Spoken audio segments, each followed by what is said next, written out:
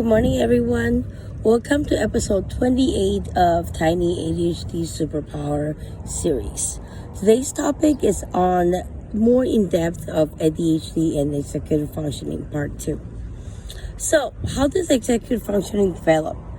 We begin to develop executive functioning in early childhood. During the childhood, our brains are developed and continue to develop until young adulthood. We learn new skills as we get older, and our brains can handle more complexity.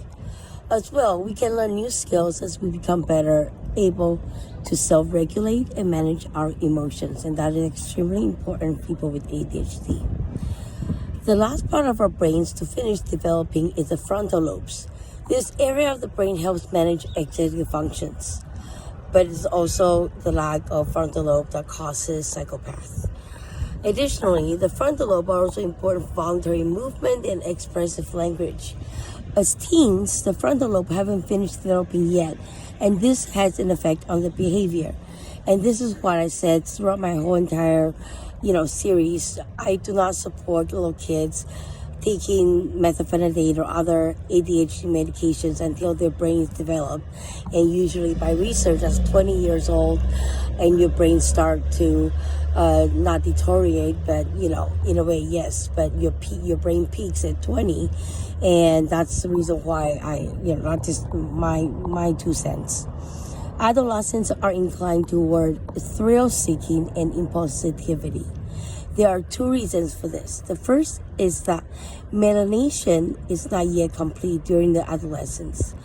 Melanation is considered the last wave of neurodevelopment. Again, this is because of the frontal lobe has not yet been completely developed.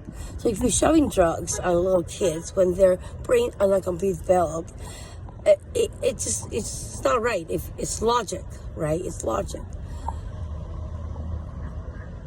So first, let's look at the executive dysfunctioning also. There are a few differences causes for executive dysfunction. One is that occurs as a result of neurodivergence. For example, as I mentioned previously, a person may have autistic or have ADHD. Another reason is due to traumatic brain injury or some other traumatic event.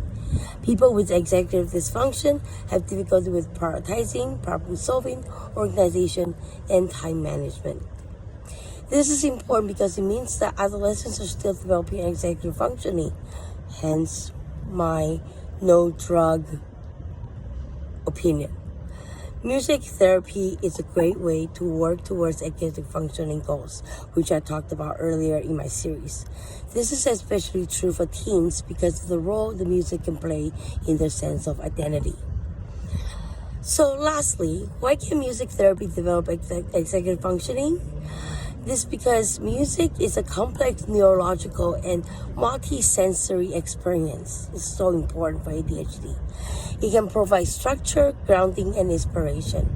It touches and affects many parts of who we are and what it means to be human and to be ourselves. As such, it can be both intrinsically and extrinsically motivating. Thank you so much for listening to this episode, and I will see you tomorrow.